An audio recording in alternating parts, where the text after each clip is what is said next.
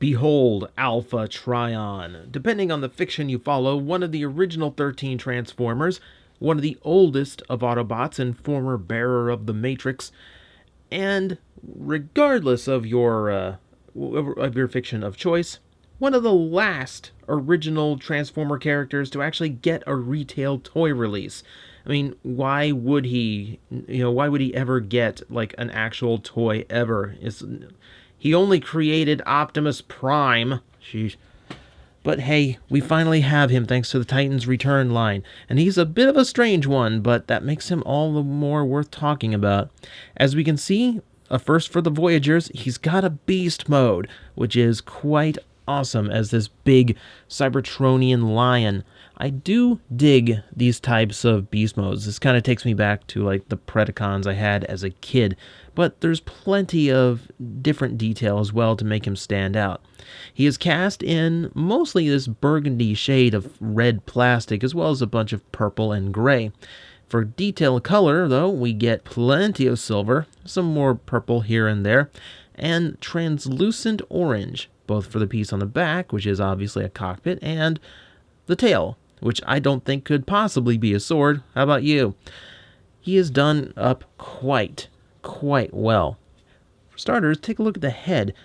All that silver painted on. That's a really lavish amount of paint, considering a lot of Voyager toys kind of get skimped on. A lot of toys in general get skimped on these days. But no, the entire mane has been done up in a brilliant shade of silver with a lot of purple lines along the front. I like the design details here in the front that kind of give that Alpha Trion helmet look, even though he is currently in the shape of a lion. That's kind of awesome.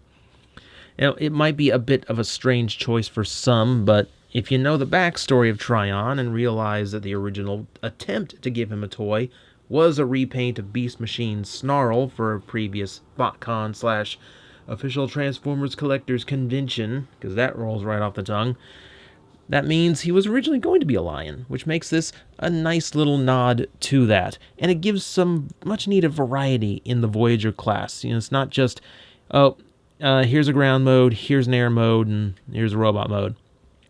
This gives you something different and gives you something quite cool. For detail, plenty of moldings. Of course, as you would expect of an older Autobot, he's got a lot of details that have a little bit of age to them. They don't look quite as complex as some. A lot of swirls and straight lines. It definitely has this air of like old machine to it that I like. And some obvious detail from a different mode, but hey, he's got 4 legs and he's got a mostly rounded off head and body shape, which is pretty impressive considering what else this toy does. If you want some motion and articulation, he does have hips that are universal and quite tight on mine. So he does have motion in there. Not so much here in the claws. You do have a little bit of an ankle there. Nothing at all in the head. The front legs actually do have a full rotation and bend at the elbow, or God, I always get animal anatomy messed up. But I'm just going with what I know. What I know is wrist, or equivalent of wrist, that rotates, as well as an ankle that tilts up and down. I will say, this is a really loose hinge. It's demonstrated by this one. It just kind of goes with the slightest motion. You know, I thought after Skylinks we kind of got a thing on like making sure those feet are nice and firm. Luckily, since it's not a very posable beast mode, that's not a huge issue, so we can kind of get away with it. And while we're at it, he does also come with a weapon that doesn't have an official spot to plug in, but there is a port on the underside it fits to if you want to store it under there, which makes him look pregnant, but that's his business, not mine. And you also have a peg hole on the side that happens to fit it, and it doesn't look too bad, just kind of riding along on his hip. So that is the Lion mode, and it is quite a cool mode.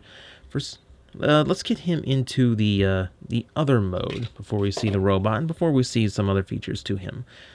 So I'm going to split this apart and bring these over to the side. There's little spots where they can peg in on the main. Before we do that, we might as well bring these forearms up, and it will kind of click in. There's a little bit of friction that holds them in place right around here, right around where the shin would be. flip this up and bring this around so this can come up. Hinge right there. That's where that's going to be. Connecting these to the sides. Now from here we need to fold up the beast legs like that, like so. Fold down these sections, and that creates this long section here in the front. And before we peg it all together, these need to double hinge over like so. Those panels complete the front section of what will eventually be the vehicle mode. Well, it's technically already the vehicle mode. And then we flip down that little strut, just for the sake of balance. And just like that, we have Alpha Trion in something that you would actually associate a lot more with the type of transformer he is. Something of a spaceship mode.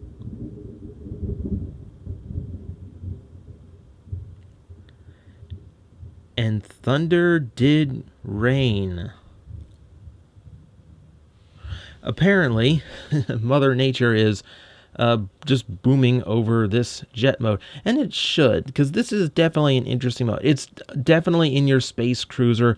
More along the lines of something I would see out of, I'd probably go around the Star Wars line, where it's not too aerodynamic. It's kind of got this blockade runner feel. It's big and blocky. And you could call it more of an improvised mode, something along the kin of Galvatron, but I do like how much has changed. You know, the lion mode, the lion head, which is the main tell of the beast mode, is kept to the back and kept on the insides, which means you don't really get much of that lion anymore. And all the details you do see are very flat, very solid. Definitely comes across as this big, heavy spaceship, which is a really cool thing and a great level of variety between the two modes. I can't get over that. I love how different the two modes are and how complete they kind of look, even though, yes, there's obviously some animal details here. But never mind that. On the front, we can see detailing that, I'm sure is not going to be an aircraft carrier at some point with all those, landing lines and arrows going on everywhere. So yeah, as we know, this at least parts of this toy is going to become broadside at some point in the future. I can't wait to figure out how that's actually going to work. But the toy itself works okay. And yes, there is that strut, so he can lay flat, which is a nice little thought to have, because that would have been really awkward. I noticed a lack of landing gear on a lot of these Titan Returns figures, so it was just nice to see something to hold it in place. Now in this mode, his gun actually makes a little bit more sense. We can pop it onto the front and give him a lot more heavy armaments. There are some detailings that you could kind of pass off as guns there in the cockpit, but for the most part, that gives him his firepower for this mode, and it does look good up there. And it also gives you an extra seat for Titan Masters to ride in, which is always a nice little thing. He's got his sword too, which you can plug into ports that are now accessible on the sides, but it doesn't look terribly great. I don't think any, it's very rare when, put in sword to act as a weapon in vehicle mode actually looks good, and this is still not one of those cases. That's pretty much it for the jet mode. Not a whole lot of bells and whistles to it. It's just a really solid spaceship. I keep calling it a jet because all of these figures have jets, apparently, as their secondary modes. So I'm going to set him aside so we can take a look at the Titan Master that hid within this whole time. This is Sovereign. Now, the thing about this little guy is the molding actually resembles Safeguard, the minicon for Vector Prime, which is kind of an interesting thing because I don't know if you've noticed this, but this isn't Vector Prime. Not yet, anyway. But it's a nice little homage to another partner of an old-timey Autobot. And he's got the same articulation they usually have, ball-jointed neck, ball joints in the shoulders that don't work all that great, and I just cut my fingernails, which means this is even harder, and the same double hinge on the thighs that allow knees to bend and hips to raise up, and that's about all you got. But hey, it does allow you to continue the Titan Master play pattern, and that's the important thing. And speaking of, this is the mode where you can actually have a few extras, 4 pegs to mount them on the front, This kind of makes a little bit more sense than some that I've seen. This doesn't look like a particularly fast vessel, so I can imagine them just kind of hanging out on the bridge, just overlooking space. Which is kind of a cool little mental image. I like that cockpit too. That's a nice little thing, and I like how it can move from vehicle to beast mode and still be in like a prime spot for it. So, robot mode now. Robot mode now. So, we'll flip these panels back over, just like that. The legs are pretty much made. We can flip the feet like so, and get the thighs rotated around. Flip that back down. The torso is pretty much already made up, so all we need to do here is flip these sections into their proper positioning. Get those arms lowered and into position. No time at all. Man, very, very quick to transform into this mode. So we are going to give him his head as we connect into that port, and we're going to do it the proper way this time because everyone says you're putting the head in backwards, even though when I'm doing it intentionally, because this is really frustrating to put in this direction. And with that inserted, we're going to go ahead and hit the little red button. Yay! We got horns now. I will tell you before it drives you crazy, when you're pushing these things back down in order to put them back into vehicle mode, once they're all the way in, you have to push this button again in order for them to lock all the way in place. Otherwise, they just kind of spring up. So, yeah, you're going to need to push them all the way in, then they click. Yay. But we're going to leave them up for now because that's the robot mode, and it is quite a cool robot mode. Now, as opposed to when we normally see Alpha Trion, he is a rather older Autobot, very kind of thin, and, you know, how you'd expect some ancient Autobot or Cybertronian to look. This guy is a powerhouse-looking Transformer. He is big and hefty, and a little bit stocky in shape, and definitely not akin to his G1 vestige, aside from a few key details. But for the most part, this is more of a Cybertron-esque approach to an old character. You know, the necessary details are there, but they kind of just went off and did their own thing. And whether or not that's a good thing for the first retail Alpha Trion, I'll let you guys decide. But for the most part, I really like the look of this toy. I really, really do. So the head itself, of course, the head looks like Alpha Trion. It's got the mustache and the full Fu Manchu thing going on. And he looks appropriately grouchy for his age. He's got his necessary horns and colorings as well. What I like is among the Voyagers that have that pop-up head piece to actually make their head look big enough in this mode, this probably works the best. The purple on the horns flows into the purple on his head quite nicely. It's fitting flush enough to make me see it as one solid head. It looks good. I actually really like how they pulled this off, and I wish more of them, Galvatron, looked this way. So what can we tell from the robot itself? Well, one thing that screams out at me here is paint level. On a toy line that I've seen pretty scarce amounts of paint on it, this thing is just covered with it. I mean, the head is fully painted. We talked about the lion head, but look at the chest as well. Like, it's cast in the burgundy, but all that silver, and then tracing through the purple that's painted on as well, and then down into the skirt piece that's been painted in silver and purple. There's a ton of paint application going on here. It gives him a very regal look. Very, very cool. It's the kind, I remember seeing the shots of this thing going, please don't let them like completely strip out all that nice detailing. And there's probably some details and some colors that have changed since the original CG renders were released. But man, most of it's still there, and it looks really, really good. It's probably the most involved Voyager figure I've seen in quite a while. The stocky look is going to take a few people off, but you know the benefit to some of this? It's solid. This toy feels quite a bit more solid than I'm used to out of these figures. For starters, the forearm is completely solid all the way around. I don't see that anymore. The legs are solid, even though like you can see some hollow segments to it. They actually did cover up enough. It feels like it's all there, and it doesn't like compress in. The panels that were the bane of the Sentinel Prime experience for me are nice and thick, so I don't have that issue here. There's some hollowing there in the biceps and the thighs, but we're pretty much used to that for now. I still say, like, for his size, he's got a lot of just rock-solid components to him. And it's exceptionally nice to see in a line that I was really worried was getting a little bit too cheap feeling.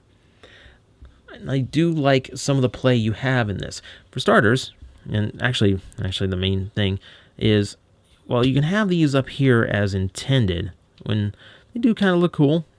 Adding up some claw detail, and kind of flows the shape of the claw here on his knees.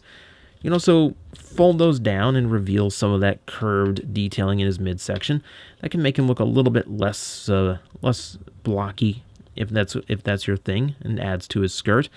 Or these do hinge in just the right way to go to his rear. It takes away some of his stocky look and makes him look a little bit more narrow, and it kind of gives him a coattail look.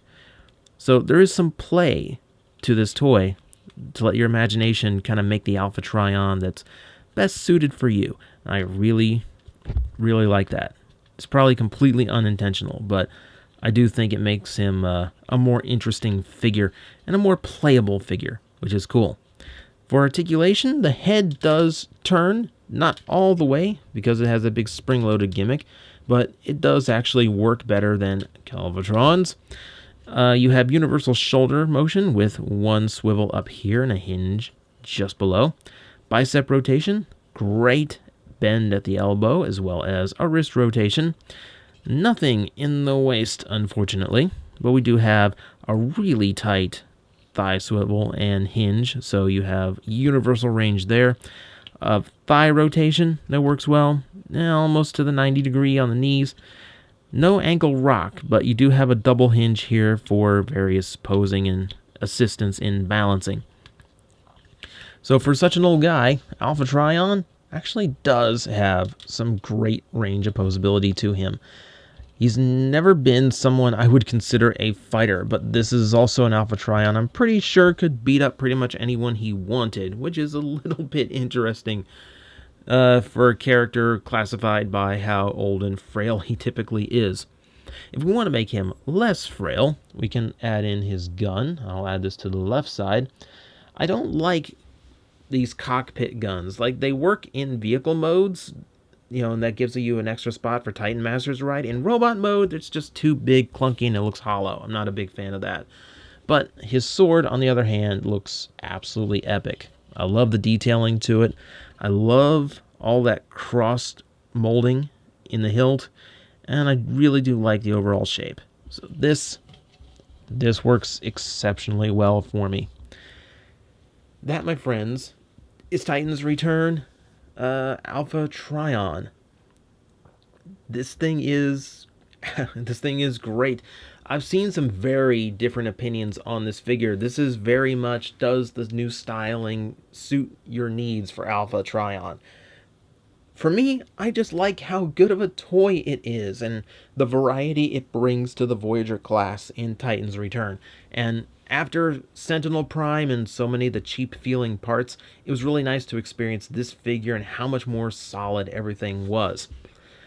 Now, if I'm looking at this mold in the future, Hasbro, I really expect a Vector Prime, especially with that head looking so much like his Minicon. Takara, skip Alpha Trion, skip Vector Prime, go straight to Victory Leo. Between that blocky spaceship and the lion, there is no more perfect chance of homaging that toy.